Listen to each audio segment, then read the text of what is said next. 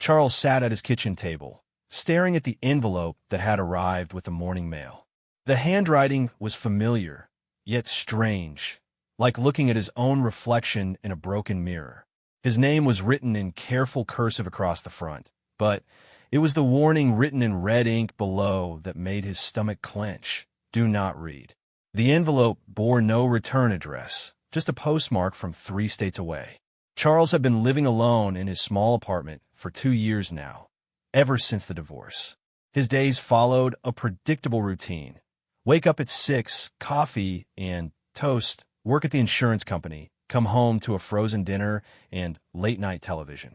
Nothing exciting ever happened in his life anymore, which was exactly how he preferred it after the chaos of his marriage's final years.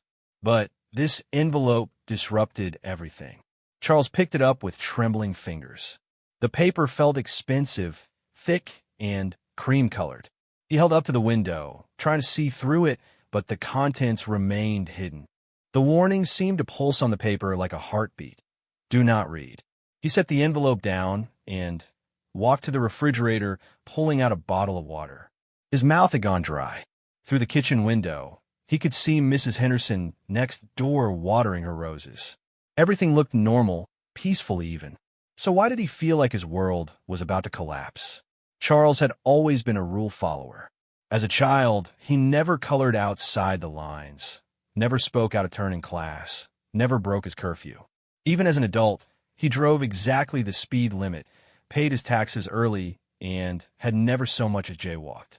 The idea of deliberately disobeying a clear instruction went against every fiber of his being. But curiosity was eating at him like acid. He returned to the table and picked up the envelope again. It was sealed with actual wax, an old-fashioned red seal that looked like it belonged in a movie. Who used wax seals anymore? The weight of the envelope suggested multiple pages inside, maybe even photographs. Charles thought about his ex-wife, Miranda. She had always accused him of being too careful, too predictable.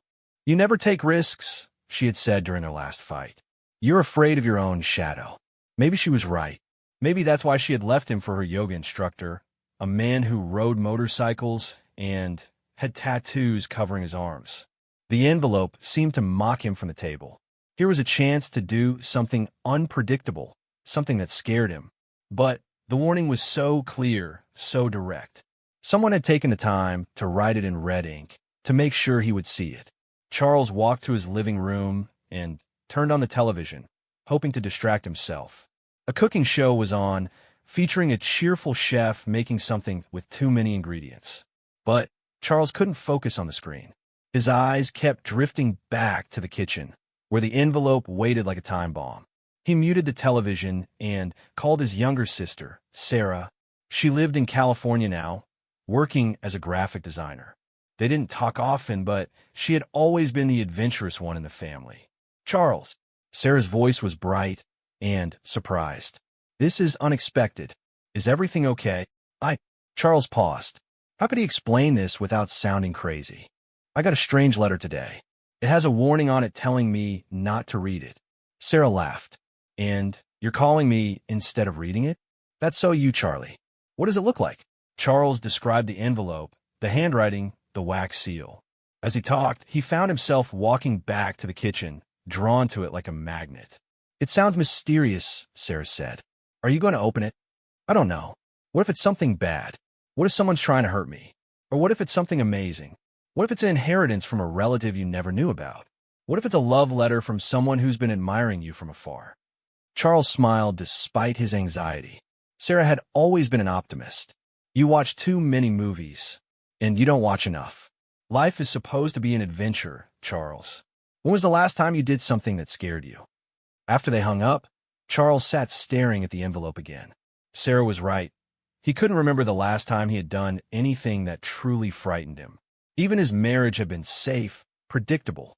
They had met at work, dated for exactly 2 years, had a small wedding with traditional vows, and settled into a routine that never varied. But maybe that was the problem. Maybe safety was its own kind of prison. Charles picked up the envelope and ran his finger along the edge of the wax seal. It would be so easy to break it open. Just a small movement of his thumb, and whatever secrets lay inside would be revealed. But what if the warning was there for a reason? What if reading this letter would change everything? And not in a good way. Charles had built a quiet, stable life for himself after the disaster of his divorce. Did he really want to risk that for a mystery letter? The afternoon sun was starting to fade, casting long shadows across his kitchen floor. Charles realized he had been staring at the envelope for over an hour. He could feel his heartbeat in his throat, fast and irregular. He thought about his father, who had died 3 years ago. Harold Jennings had been a practical man, a mechanic who believed in fixing things that were broken and leaving alone things that worked fine. "Don't go looking for trouble," he used to say. "It'll find you soon enough." But Charles also remembered the stories his father told about his own father, Charles's grandfather. Robert Jennings had been a different kind of man, a traveler, an adventurer who had sailed around the world twice before settling down. He had died when Charles was just 5, but the stories remained. Tales of storms at sea, foreign markets filled with strange spices, and nights spent under stars in places whose names Charles couldn't even pronounce. What would his grandfather have done with this envelope? Charles was pretty sure Robert Jennings wouldn't have spent an hour agonizing over whether to open a piece of mail. The telephone rang, startling Charles so badly he nearly dropped the envelope. It was his boss from the insurance company, asking about a claim file. The conversation lasted 10 minutes, and by the time Charles hung up, something had shifted inside him. He looked at the envelope with new eyes. It wasn't just a letter anymore. It was a choice between the man he had always been and the man he might become. The safe choice was to throw it away, to go back to his routine and forget this had ever happened. But what if Sarah was right? What if this was his chance to finally live an adventure instead of just reading about them in books? Charles walked to his bedroom and opened the drawer of his nightstand. Inside was a small wooden box that had belonged to his grandfather, one of the few things that had made it through his father's methodical cleaning after Robert's death. Charles had never opened it before, respecting his father's wishes to leave the past buried. But today was a day for breaking rules. The box opened with a small click. Inside were 3 items: a faded photograph of a young woman Charles didn't recognize, a compass with a cracked face, and a letter addressed to my future grandson. The handwriting was similar to what was on the mysterious envelope, old-fashioned and careful. Charles opened his grandfather's letter with shaking hands. It was short. "Charlie, if you're reading this, it means you've finally decided to stop living like you're already dead. Your father is a good man, but he's afraid of everything that isn't nailed down. Don't be like him. Don't be like me, either. I waited too long to stop running and too long to start living. Find the middle ground. Take the chances that matter. Love like it's the last day on earth. Your grandfather." Robert Charles stared at the letter for a long time. It was as if his grandfather had known this moment would come, had known that Charles would need permission to step outside his careful boundaries. He walked back to the kitchen where the mysterious envelope waited. The red warning still seemed to glow in the fading daylight. "Do not read." Charles picked up the envelope and held it to his chest. He could feel his heart hammering against his ribs. Whatever was inside this envelope was going to change his life. He was certain of that now. The question was whether he was brave enough to let it. He thought about Miranda, about her accusations of cowardice. He thought about his father's careful, fearful life. He thought about his grandfather's adventures and regrets. Most of all, he thought about himself, 42 years old, and feeling like he had never really lived at all. Charles took a deep breath and slid his finger under the wax seal. It broke with a soft crack that seemed to echo through his quiet kitchen like a gunshot. There was no going back now. Inside the envelope were 3 folded pages of the same expensive paper, along with something else: a small brass key attached to a black ribbon. Charles set the key aside and unfolded the first page. The letter began with 2 words that made his blood run cold: "Dear son." Charles's hands began to shake so violently that he had to set the letter down on the table. His father had been an only child. His mother had died when Charles was 12, and she had never mentioned having other children. Charles himself was adopted, He had always known that, but his adoptive parents had told him his birth parents were dead. Someone, somewhere, was claiming to be his father. Charles forced himself to pick up the letter again, squinting at the words through eyes that had begun to blur with tears he didn't understand. The handwriting was different from his grandfather's, but just as careful, just as deliberate. If you're reading this, it means you have chosen to ignore the warning I put on the envelope. Good. I hoped you would. A man who follows every rule never discovers anything worth finding. Charles's legs felt weak. He sank into his kitchen chair and continued reading. My name is Thomas Hartwell, and I am your biological father. I know this comes as a shock. I know you believed I was dead. I'll let you believe that because I thought it was safer, kinder than the truth. I was wrong about many things in my life, but I was especially wrong about that. The words seemed to float off the page. Charles read the same sentence 3 times before its meaning sank in. His birth father was alive. Not only alive, but aware of Charles's existence, aware of where he lived, aware enough to send this letter. I have lung cancer, the letter continued. The doctors give me 3 months, maybe 4 if I'm lucky. I'm not writing to ask for forgiveness. What I did was unforgivable. I'm writing because there are things you need to know before I die.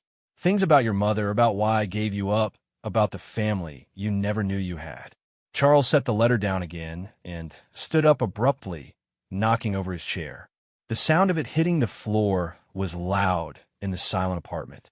He walked to the sink and splashed cold water on his face, trying to make sense of what he had just read. A biological father, alive, dying, a family he never knew about. Charles looked at himself in the small mirror above the kitchen sink. The face staring back at him was pale and shocked, but it was the same face he had seen every morning for 42 years. Nothing had changed, yet everything had changed. He picked up the chair and sat down again, forcing himself to continue reading. Your mother's name was Elena Vasquez. She was 19 when you were born, the most beautiful woman I had ever seen. We met at a diner where she worked nights to put herself through nursing school. I was 25, just back from Vietnam, and I thought I was so much older and wiser than I actually was. Charles felt something twist in his chest. His birth mother had a name now, a face that was beginning to form in his imagination. Elena. It was a beautiful name. We fell in love the way young people do, completely and without thinking about the consequences. When Elena got pregnant, we talked about getting married, about keeping you. But I was drinking too much then, trying to forget things I'd seen in the war. I was angry all the time, violent sometimes. Elena was afraid of me, and she was right to be. The letter went on to describe a fight, a terrible argument that had ended with Thomas hitting Elena, leaving her with a black eye and a split lip. She had called the police, and Thomas had spent 3 days in jail. When he got out, Elena was gone. I looked for her everywhere. The letter continued. It took me 6 months to find her at her sister's house in Portland. She was 8 months pregnant by then, huge and beautiful and terrified when she saw me at the door. She begged me to leave her alone, and I almost did. But then I saw the bruise on her wrist where her sister's boyfriend had grabbed her, and I knew she wasn't safe there either. Charles's hands were steady now, but his heart was racing as he read about the night he was born. His father had waited in the hospital parking lot for 12 hours, not knowing if Elena would even tell him when the baby arrived. You were born at 3:17 in the morning on October 15th, 7 pounds, 6 ounces. Perfect in every way. Elena held you for an hour, crying and whispering things I couldn't hear. Then she handed you to the nurse and asked her to call the adoption agency. Charles realized he was crying. He had never known the exact time of his birth before, had never known that his birth mother had held him, had whispered to him in those first precious moments of his life. I wanted to take you myself, the letter continued. I begged Elena to let me try to be a father to you. But she looked at me with such sadness, such certainty, and she said something I've never forgotten. A child needs more than love, Thomas. He needs safety. He needs peace. You can't give him that, and neither can I. Charles wiped his eyes and turned to the second page. The handwriting was getting shakier here, as if Thomas was getting tired or emotional. Elena was right, of course. I wasn't ready to be anyone's father. I spent the next 10 years drinking myself nearly to death, getting into fights, going in and out of jail. By the time I finally got sober, you were already 11 years old and settled with a good family. I thought about contacting you then, but what right did I have to disrupt your life? The letter described how Thomas had rebuilt his life slowly, how he had gotten a job as a carpenter, eventually starting his own construction company. He had married a woman named Catherine, who knew about Charles and had encouraged Thomas to reach out. We tried to have children of our own, but it wasn't meant to be. Catherine always said you were my second chance, that God had given me a son when I was too young to appreciate the gift, and now it was time to make things right. Charles turned to the third page, his hand shaking again. I know this is a lot to take in. I know you probably hate me, and you have every right to, but there's more you need to know. Elena didn't die in a car accident like the adoption agency probably told your parents. She's alive, Charles. She's been alive this whole time. The world seemed to tilt sideways. Charles gripped the edge of the table, feeling like he might fall off the earth entirely. His birth mother was alive. Both of his birth parents were alive. She remarried when you were 3. A good man, a doctor named Michael Chun. They have 2 daughters together, your half-sisters. Elena never forgot about you, never stopped wondering what kind of man you became. She has a box in her closet filled with birthday cards she never sent, Christmas presents she never gave. Charles could barely breathe. Half-sisters. Somewhere in the world, he had family he had never known about. People who shared his blood, his history. The key in this envelope opens a safety deposit box at First National Bank on Elm Street. Box number 247. Inside, you'll find photographs, letters Elena wrote but never sent, and a map to where she lives now. She doesn't know I'm contacting you. I wanted to give you the choice of whether to reach out to her or not. The letter concluded with an address in Montana and a phone number. If you decide you want to meet me before I die, I'll be at Mercy General Hospital in room 314 until the end. If you decide you don't want anything to do with me, I understand. But please, Charles, don't let my mistakes rob you of a relationship with your mother. She loved you then, and she loves you now. Some love doesn't die, even when it has to let go. Your father, Thomas, Charles sat in his kitchen as darkness fell outside, staring at the letter that had changed everything. The man who had raised him had been a good father, kind and steady and present. But there was something powerful about these words from his biological father, something that reached into a part of Charles's heart he hadn't even known existed. He picked up the small brass key and turned it over in his palm. It was warm from his touch, worn smooth from years of handling. Tomorrow was Saturday. The bank would be open. He could drive downtown, open the safety deposit box, and discover what other secrets his birth parents had kept. Or he could throw the key away, burn the letter, and go back to his quiet, predictable life. Charles thought about the warning on the envelope. Do not read. Now he understood why Thomas had put it there. It wasn't meant to keep Charles away. It was meant to make sure that when Charles opened the letter, it was because he had chosen to. It was a test of courage, a way of ensuring that Charles was ready for what he would find inside. The telephone rang again, but Charles didn't answer it. Outside, Mrs. Henderson had finished watering her roses and gone inside. The street was empty, peaceful under the soft glow of the streetlights. Charles looked at the letter one more time, then carefully folded it and placed it back in the envelope with the key. Tomorrow, his life would begin to change. Tonight, he wanted to sit with the weight of possibility, the strange joy of discovering that he wasn't as alone in the world as he had always believed. For the first time in years, Charles Jennings felt like he was about to begin an adventure. Charles barely slept that night. Every time he closed his eyes, he saw faces he had never met. Elena Vasquez, the 19-year-old nursing student who had whispered secrets to him in his first hour of life. Thomas Hartwell, the broken veteran who had loved imperfectly, but completely. Half-sisters whose names he didn't even know.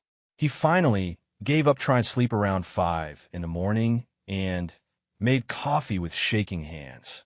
The letter lay on his kitchen table where he had left it, the brass key catching the early morning light like a small golden promise. Charles had called in sick to work on Friday, something he had never done unless he was actually bedridden with fever. The lie had felt strange on his tongue, but necessary. How could he possibly sit in his cubicle processing insurance claims when his entire understanding of himself had been turned upside down? By the time the bank opened at 9, Charles was already sitting in his car in the parking lot, having been there for over an hour. He had changed clothes 3 times, unsure what one wore to collect the secrets of their birth parents. He had settled on khakis and a button-down shirt, the same outfit he wore to work every day, because at least it made him feel like himself. The safety deposit box was in the basement of First National Bank, accessed through a series of security doors that required both Charles's identification and the brass key from his father's letter. The bank employee, a middle-aged woman named Mrs. Rodriguez, led him through the process with professional discretion, but Charles caught her curious glances. It wasn't every day that someone showed up with a decades-old key and hands that shook so badly they could barely sign the access form. "Take all the time you need," Mrs. Rodriguez said, showing Charles to a small private room. "Just press the button when you're finished." Charles sat alone with the metal box, gathering his courage. It was smaller than he had expected, about the size of a shoebox, but somehow it felt like it contained entire worlds. He took a deep breath and lifted the lid. The first thing he saw was a photograph that made his breath catch in his throat. A young Hispanic woman with dark hair and kind eyes sat on a hospital bed, holding a tiny baby. She looked exhausted but radiant, the way new mothers do when they're running on pure love and adrenaline. The baby was clearly just born, wrinkled and red and perfect. Charles knew immediately that he was looking at himself and Elena, his birth mother. Her face was exactly as he had imagined it while reading Thomas's letter. Beautiful, yes, but more than that. There was something in her expression as she looked at the baby, a kind of fierce tenderness that made Charles understand why Thomas had fallen in love with her. Beneath the photograph were letters, dozens of them, all in feminine handwriting, all addressed to my sweet boy or my baby Charlie or simply my son. The dates spanned decades. Elena had written him a letter on every birthday, every Christmas, every Mother's Day. She had documented his imagined milestones. First words, first steps, first day of school, based on nothing but hope and the calendar. Charles picked up the letter marked, "Your first birthday," with trembling fingers. "My darling Charles," it began. "Today you are 1 year old, and I wonder if you took your first steps yet. I imagine you walking toward your new parents with your arms outstretched, trusting them to catch you. I hope they celebrated today. I hope they made you a cake, and sang to you, and took pictures. I spent the day at the hospital where you were born, sitting in the parking lot, and remembering every detail of the night you came into the world." The letter went on to describe Elena's day, how she had bought a small teddy bear that she couldn't give him, how she had cried in the gift shop while watching other families celebrate their children. But it wasn't entirely sad. Elena wrote about her hopes for Charles, her certainty that he was growing up happy and loved. "I made the right choice," the letter concluded. "Even when it breaks my heart, I know I made the right choice. You deserve parents who can give you stability, who can love you without fear. But please know that somewhere in the world, there is a woman who thinks about you every single day, who loves you with every breath in her body." Charles wiped his eyes and picked up another letter. This one marked your graduation day and dated 18 years after his birth. "My beautiful boy," Elena had written. "Today you graduated from high school, and I wasn't there to see it.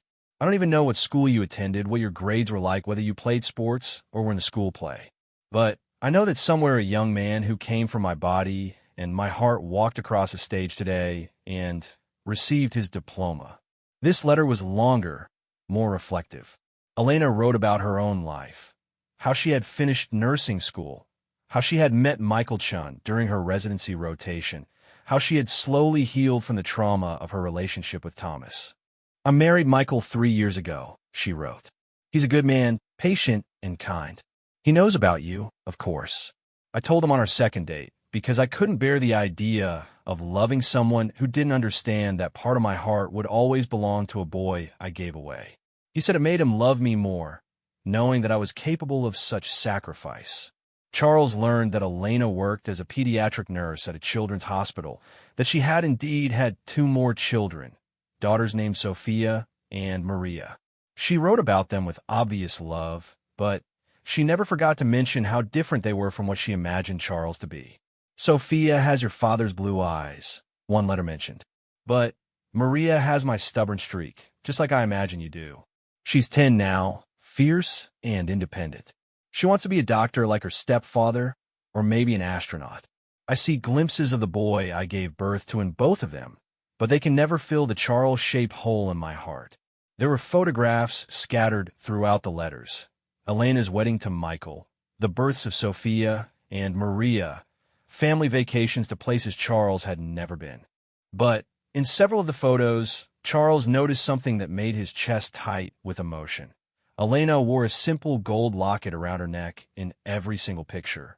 At the bottom of the box, he found a letter that was different from the others. It was marked "If you ever read this," and dated just 6 months ago. "My dearest Charles," it began. "I'm writing this letter because Thomas called me yesterday. He's dying, and he wants to contact you. I've spent 24 hours crying and thinking and praying about what to tell him." Charles's hands stilled on the paper. Elena knew about Thomas's plan to reach out. "I told him yes," the letter continued. "I told him that if you're anything like I imagine you to be, you'll want to know the truth before it's too late. But I also told him to give you a choice. You shouldn't be forced into this reunion if you don't want it." The letter went on to explain that Elena had been seeing a therapist for years, working through the guilt and grief of giving up her first child. She had always hoped that someday, when Charles was an adult, he might want to know about her. "I have a photo of you," she wrote. "It's from your high school yearbook. Thomas hired a private investigator 15 years ago, not to interfere in your life, but just to know that you were okay. The investigator found your adoption records, learned your name, and got a copy of your yearbook photo. Thomas gave it to me on what would have been your 18th birthday." Charles felt a chill run down his spine. His birth parents had known his name, his location, what he looked like. They had been watching him from a distance for years. "You look exactly like I imagined," Elena's letter continued. "You have my eyes, but Thomas's jawline. You look serious in the photo, thoughtful. I hope that means you're careful with your heart, that you don't make the same mistakes I did when I was young." The letter concluded with Elena's contact information and an invitation. "If you decide you want to meet me, I'll be at the Riverside Cafe on Maple Street every Saturday at 2 p.m. for the next month. It's where I go to think, to remember, to hope. I won't approach you if I see you. The choice to make contact has to be yours. But I'll be there wearing the gold locket I've worn every day since you were born. Inside the locket is a tiny piece of the blanket you were wrapped in when you were born. It's all I kept." Charles set the letter down and leaned back in his chair. Elena lived in his city. Had lived here for years, apparently. She went to a cafe that was only 3 miles from his apartment every single Saturday, hoping against hope that someday her son might appear. How many Saturdays had he driven past that cafe, running errands or going to the grocery store, never knowing that his birth mother was inside, thinking about him? The last item in the safety deposit box was a small manila envelope marked "For my son's eyes only." Inside was a birth certificate, his original birth certificate, the one that listed Elena Vasquez and Thomas Hartwell as his parents. His birth name, he discovered, had been Thomas Charles Vasquez Hartwell. His adoptive parents had kept part of his original name when they renamed him Charles Jennings. There was also a hospital bracelet, tiny and pink, marked baby boy Vasquez Hartwell with his birth date and time. Elena had kept it all these years.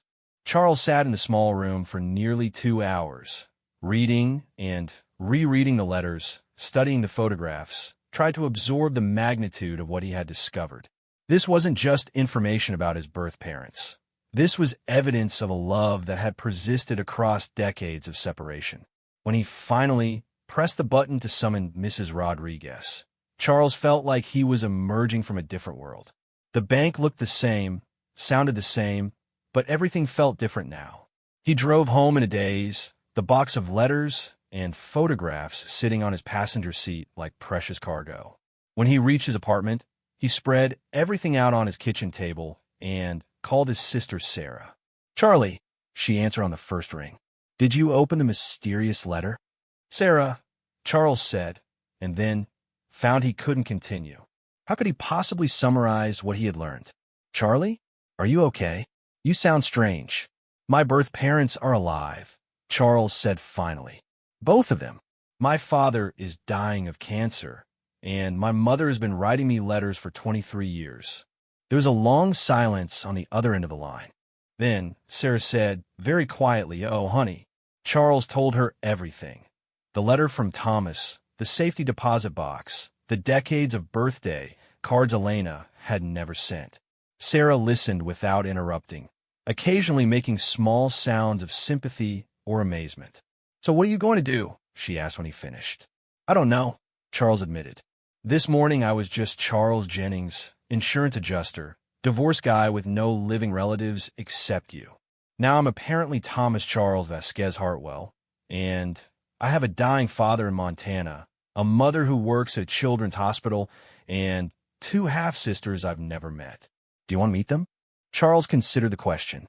3 days ago, if someone had asked him whether he wanted to find his birth parents, he would have said no without hesitation. His adoptive parents had been wonderful, loving, supportive, present. He had never felt like anything was missing from his childhood. But reading Elena's letters, seeing the photographs, learning about the depth of love that had prompted her sacrifice, it changed something fundamental in how he understood himself. "I think I do," he said slowly. "But I'm terrified." "That's normal," Sarah said. "This is huge, Charlie. Life-changing huge. It's okay to be scared."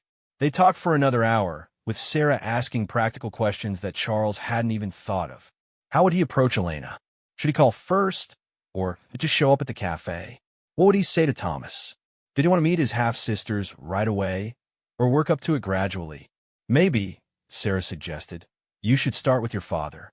He's the one who reached out, and he's running out of time. If you wait too long." She didn't need to finish the sentence. Charles understood. Thomas might die before Charles worked up the courage to meet him. After they hung up, Charles sat at his kitchen table looking at the hospital address and room number Thomas had provided. It was a 6-hour drive to Montana. He could leave in the morning and be there by afternoon. But what would he say to a man he had never met, a man who had given him life, but never had the chance to give him anything else? Charles picked up one of Elena's letters, the one she had written on his 21st birthday, and read it again. "I hope you're happy," she had written. "I hope you're brave enough to take chances, to love deeply, to forgive completely. I hope you're becoming the man I always dreamed you could be. Brave enough to take chances." The words seemed to glow on the page. Charles looked out his kitchen window at the ordinary Saturday afternoon street. Mrs. Henderson was in her garden again, deadheading roses. A young father was teaching his daughter to ride a bicycle in front of the house across the street. Everything looked exactly as it had yesterday, but Charles felt like he was seeing it all from a great distance. He was standing at a crossroads, and he knew that whichever path he chose would define the rest of his life. He could put the letters back in a box, return the key to the bank, and pretend none of this had ever happened. He could preserve the safe, quiet life he had built for himself. Or he could get in his car and drive to Montana to meet a dying man who claimed to be his father. Charles thought about his grandfather's letter, still tucked away in the wooden box in his bedroom. "Take the chances that matter," Robert Jennings had written. "Love like it's the last day on earth." This was a chance that mattered. This was his last opportunity to know his biological father, to understand where he had come from, to complete a story that had begun 42 years ago in a Portland hospital room. Charles went to his bedroom and packed a small overnight bag. He was going to Montana. The drive to Montana took Charles through landscapes he had never seen before, endless stretches of highway bordered by mountains that seemed to touch the sky. He had left at dawn on Sunday morning, stopping only for gas and coffee, driven by a mixture of determination and terror that made it impossible to sit still. As the miles passed, Charles found himself thinking about all the conversations he had never had with his adoptive father, Harold Jennings. Harold had been a good man, steady and reliable, but he had never been much of a talker. They had discussed practical things, homework, chores, the weather, baseball scores. But they had never talked about feelings, about fears, about the big questions that kept a person awake at night. Now Charles was driving toward a conversation that might be the most important of his life, with a man who was essentially a stranger. Mercy General Hospital sat on a hill overlooking the town of Cedar Falls, Montana, a place Charles had never heard of before reading his father's letter. It was smaller than Charles had expected, with wide windows and a modern design that looked more like a resort than a medical facility. Charles sat in his car in the hospital parking lot for 20 minutes, gathering his courage.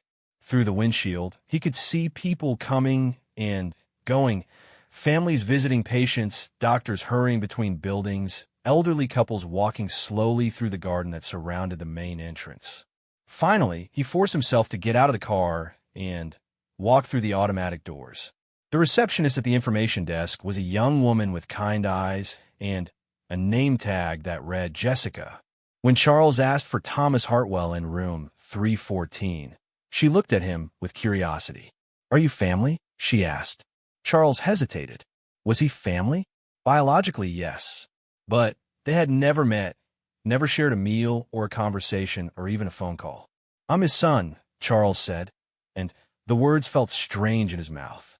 Jessica's expression softened. "He's been asking about you," she said. "The nurses say he barely sleeps. Just sits by the window, watching the parking lot." Charles felt his throat tighten. "How is he? I mean, how bad is it?" "I'm not supposed to give out medical information," Jessica said gently. "But he's not going to get better. You should probably not wait too long to say whatever you need to say." The elevator to the third floor felt like it took hours, though Charles's watch showed it was less than a minute. The hallway was quiet, painted in soothing blues and greens, with artwork that looked like it had been chosen to inspire hope rather than despair. Room 314 was at the end of the hall. The door was open, and Charles could see a man sitting in a chair by the window, his back turned toward the doorway. He was thin, too thin, with gray hair that looked like it had been thick once. He wore a blue hospital gown and a flannel robe that had seen better days. Charles stood in the doorway for a full minute, just watching. This was his father. This man had contributed half of his DNA, had been there the night he was born, had made the impossible decision to let him go. "Are you going to stand there all day, or are you going to come in?" Thomas's voice was weaker than Charles had expected, but there was humor in it. He had known Charles was there without turning around. "I wasn't sure if you were asleep," Charles said, stepping into the room. Thomas turned in his chair, and Charles got his first good look at his biological father's face. The resemblance was unmistakable. They had the same jawline, the same deep-set blue eyes, the same way of tilting their heads when they were thinking. But Thomas looked older than the 67 years Charles had calculated from his letter. The cancer was clearly winning. "You look just like your mother," Thomas said, studying Charles's face with obvious emotion. "But you've got my stubborn chin. I used to joke that you'd be trouble when you grew up, just because of that chin." Charles sat down in the visitor's chair beside the window. Up close, he could see that Thomas's hands were shaking slightly, whether from illness or emotion. Charles couldn't tell. "I read your letter," Charles said.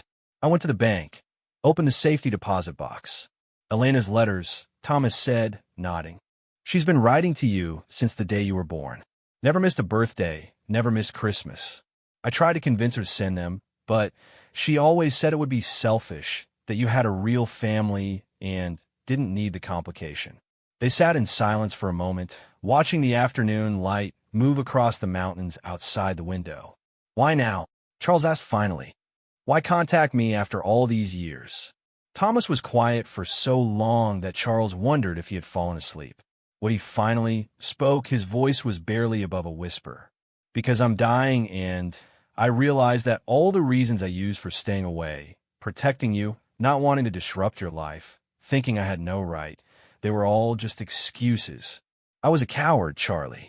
I let fear make my decisions for 42 years. He turned to look directly at Charles, and his eyes were bright with unshed tears. But mostly, I contacted you because Elena deserves to know what kind of man her son became. She's carried the grief of losing you every single day of her life. She deserves to know that it wasn't for nothing that you grew up good and kind and decent. How do you know I'm good and kind and decent? Charles asked. We've never met. Thomas smiled, and for a moment, Charles could see what Elena had fallen in love with all those years ago. Because you're here, Thomas said simply. You got a letter from a stranger claiming to be your father, and instead of throwing it away or calling the police, you drove 6 hours to sit with a dying man in a hospital room. That tells me everything I need to know about who you are. They talked for the next 3 hours. Thomas told Charles about his childhood, growing up on a farm in Iowa with parents who loved him but didn't know how to show it. He talked about Vietnam, about the things he had seen and done that had broken something inside him. He talked about the years of drinking, the fights, the nights in jail. But he also talked about the good things, how he had met Elena, how her laughter had made him feel human again, how holding Charles for those few precious minutes at the hospital had been the most perfect moment of his life. I wanted to be a better man for you, Thomas said. I wanted to quit drinking, to get my anger under control, to be the kind of father you deserved. But wanting it and being able to do it were two different things. Charles found himself talking too, sharing stories about his childhood with Harold and Margaret Jennings, his struggles in school, his marriage, and divorce. Thomas listened with an intensity that made Charles feel like every word mattered. Your adoptive parents, Thomas said when Charles had finished describing his upbringing. They sound like wonderful people. They were, Charles said. Dad died 3 years ago. Mom died when I was in college. They loved me completely, never made me feel like I was anything other than their real son. Good, Thomas said firmly. That's what Elena and I hoped for. We wanted you to have what we couldn't give you: stability, safety, parents who were ready to love you the way you deserved. As the afternoon turned to evening, nurses came in to check on Thomas, to adjust his to offer him pain medication that he refused. I want to be clear-headed, he told them. I need to be present for this. Charles met several of the medical staff, and he was surprised by how warmly they spoke of Thomas. The head nurse, an older woman named Ruth, told Charles that his father was known throughout the hospital for his kindness to other patients. He makes little wooden toys in the craft room and gives them to the children in pediatrics, she said. Never takes credit, never makes a big deal about it. Just shows up every morning with something beautiful he's made. When they were alone again, Charles asked Thomas about his life after Elena, about his marriage to Catherine, about the construction business he had built. Catherine was a saint, Thomas said. She knew about you from the day we met, knew that I was carrying this enormous regret, and she never once made me feel guilty about it. She wanted children of our own, but when that didn't happen, she said you were a child too, even though she had never met you. Where is she now? She died 2 years ago. Cancer, like me. But she made me promise something before she passed. She made me promise that I would find you, that I would tell you the truth before it was too late. Thomas reached into the drawer of his bedside table and pulled out a small wrapped package. This is from her, he said, handing it to Charles. She spent the last months of her life making it for you. Charles unwrapped the package carefully. Inside was a beautiful wooden music box, crafted with the kind of attention to detail that spoke of love and patience. When he opened it, a soft melody began to play, a lullaby Charles recognized but couldn't name. It's Brahms' lullaby, Thomas said. Catherine said every child should have a lullaby, even if they receive it 40 years late. Tucked inside the music box was a note in feminine handwriting. For Thomas Charles, the son I never met but loved anyway.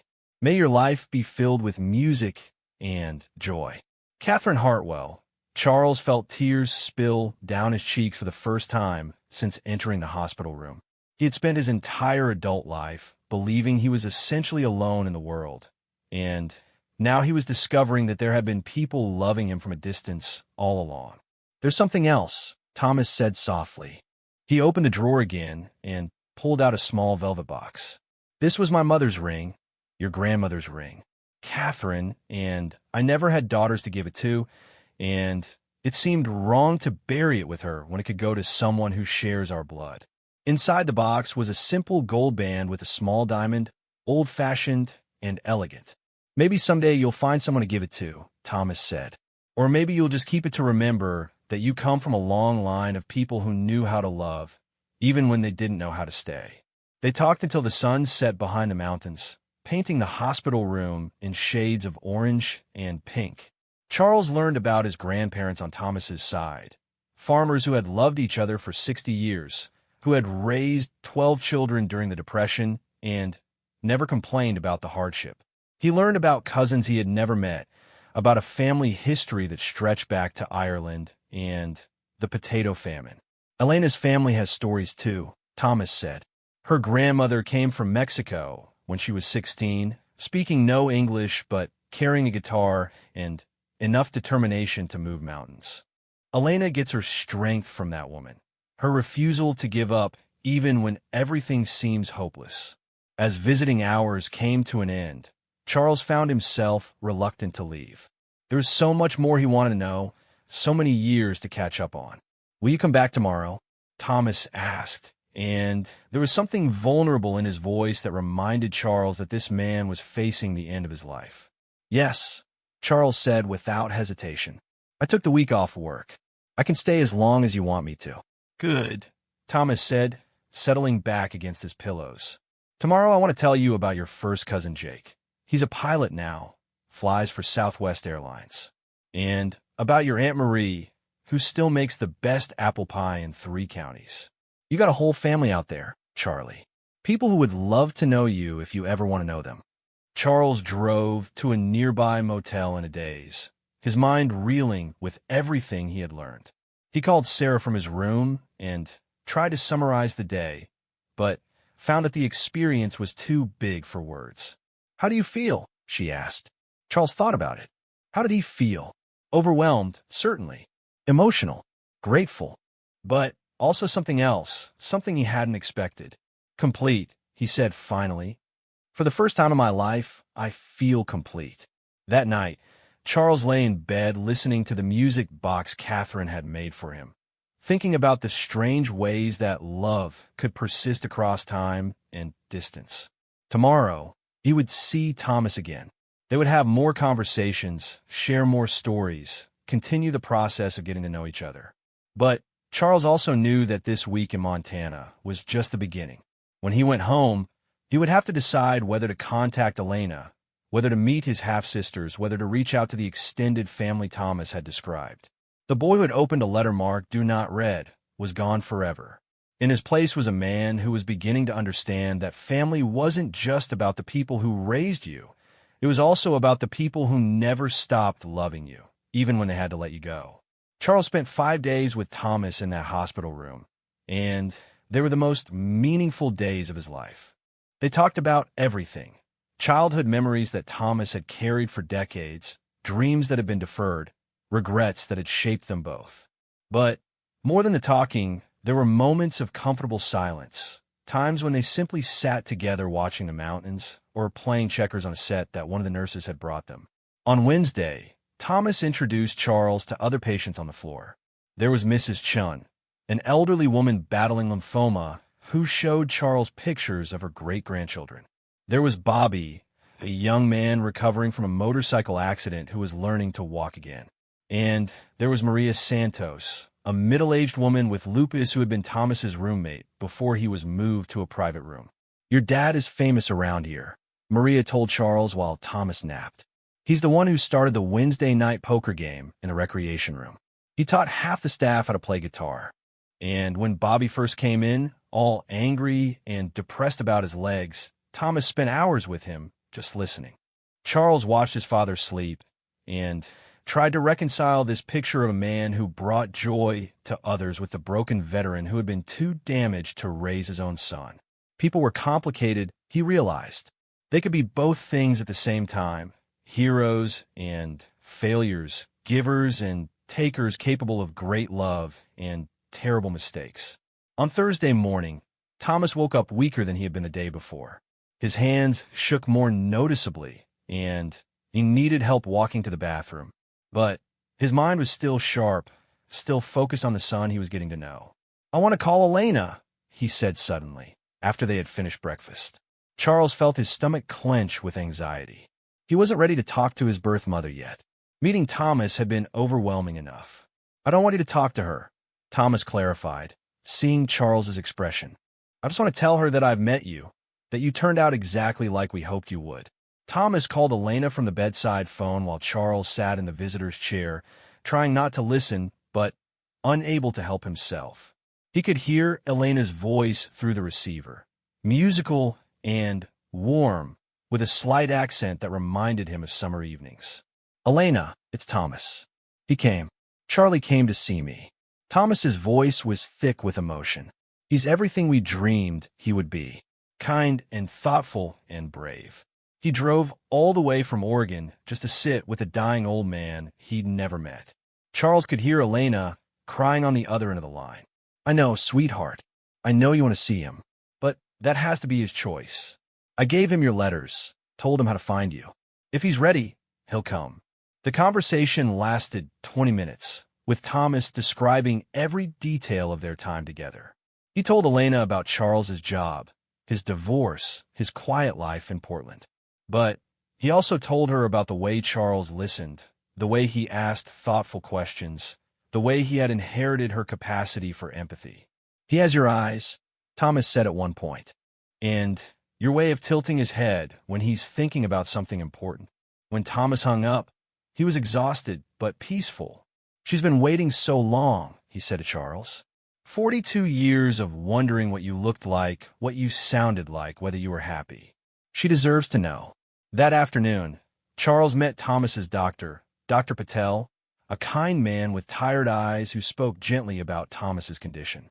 "Days, not weeks," Dr. Patel said when Charles asked directly. "I'm sorry.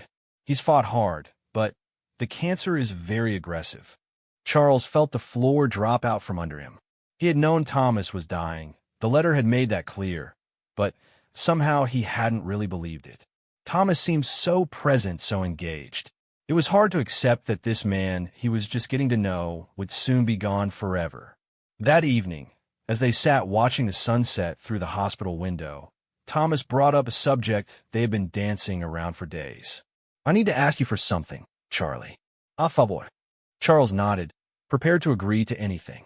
"When I die, and it's going to be soon, we both know that, I want you to be the one who tells Elena. Not over the phone, but in person.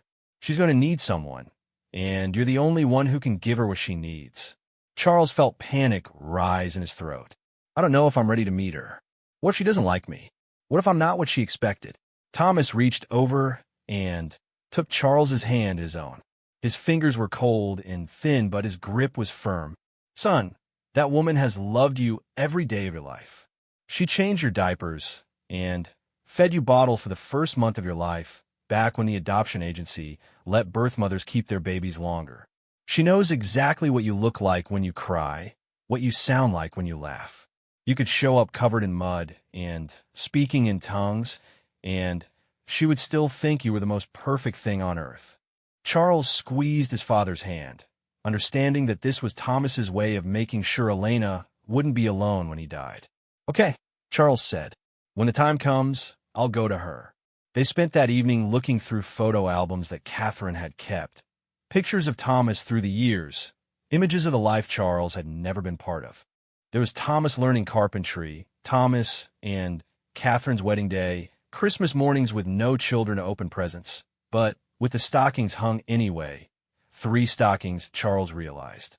One for Thomas, one for Catherine, and one labeled Charlie in Catherine's careful handwriting. "She hung your stocking every year," Thomas said, noticing what Charles was looking at. Said that love didn't stop just because someone wasn't there to receive it. Charles studied the photographs of holidays he had never attended, birthday parties thrown for a son who wasn't there. He saw the ghost of the life he might have lived a different childhood, different parents, different choices. But, strangely, he didn't feel regret. He felt gratitude for the complexity of love, for the way it could exist in multiple forms at the same time. Friday morning, Thomas didn't wake up at his usual time. When Charles arrived at the hospital, he found several nurses in the room, checking vital signs and adjusting medications. Dr. Patel was there too, speaking in low tones with the head nurse. "He's slipping away," Dr. Patel told Charles gently. "It could be hours or days, but his body is starting to shut down." Charles sat beside Thomas's bed and took his father's hand. Thomas's eyes opened slowly, and when he saw Charles, he managed a weak smile. "You stayed," Thomas whispered. "I said I would. Good boy. Always keep your promises." They sat together in comfortable silence, with Charles reading aloud from a book of poetry that Catherine had loved. Thomas seemed to drift in and out of consciousness, but his hand never let go of Charles's. Around 3 in the afternoon, Thomas opened his eyes fully for the last time. "Charlie," he said, his voice barely audible, "I need you to know something. Giving you up was the hardest thing I ever did, but it was also the best thing. You got to grow up safe and loved, and that was worth everything. Everything." Thomas closed his eyes, and his breathing became more labored. Charles leaned closer, not wanting to miss any final words. "Tell Elena," Thomas whispered. "Tell her that our boy came home. Tell her that love wins in the end." Thomas died peacefully at 5:47 p.m. on Friday evening, with Charles holding his hand and the last light of the Montana sunset streaming through the hospital window. Charles sat with his father's body for an hour, saying goodbye to a man he had known for less than a week, but who had given him a sense of belonging he had never realized he was missing. The nurses were kind and patient, letting him take all the time he needed. The funeral was small, but meaningful. Charles discovered that Thomas had many friends in Cedar Falls, people from his construction business, fellow patients from the hospital, neighbors who remembered his kindness. They all had stories about Thomas's generosity, his quiet way of helping others, his struggle to become a better man than the one who had come home from Vietnam. Charles found himself planning the service, making decisions about flowers and music, speaking with the pastor about Thomas's life. It felt natural, necessary. For the first time in his adult life, he was acting as someone's family. The drive back to Oregon took longer than the trip to Montana had. Charles stopped frequently, processing everything that had happened. He had come to Montana as Charles Jennings, insurance adjuster with no living relatives.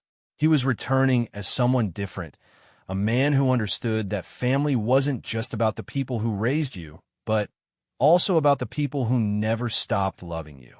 On Saturday afternoon, exactly 1 week after opening Thomas's letter, Charles found himself sitting in his car outside the Riverside Cafe on Maple Street. Through the window, he could see a woman sitting alone at a corner table, wearing a simple blue dress and a gold locket. She was reading a book, but her eyes kept drifting to the window, as if she was watching for someone. Elena Vasquez Chun was more beautiful than her photographs had suggested. Her dark hair was streaked with silver now, and there were lines around her eyes that spoke of years of worry and grief. But when she smiled at something in her book, Charles could see the 19-year-old girl who had whispered to him in his first hour of life. Charles sat in his car for 10 minutes, gathering the courage to walk inside. He thought about Thomas's final words. Tell her that our boy came home. Tell her that love wins in the end. When Charles finally walked through the cafe door, Elena looked up from her book. For a moment, their eyes met across the room, and Charles saw recognition dawn on her face. She knew him immediately, not just from the old yearbook photo, but from some deeper knowing, some connection that had never been broken. Elena stood up slowly, her hand going to the locket at her throat. Tears were streaming down her face, but she was smiling the most radiant smile Charles had ever seen. "Charlie," she said, and her voice was exactly as he had imagined it, warm and musical and full of love. Charles walked across the cafe, feeling like he was moving through a dream. When he reached Elena's table, he wasn't sure what to do. Shake hands? Hug? Introduce himself?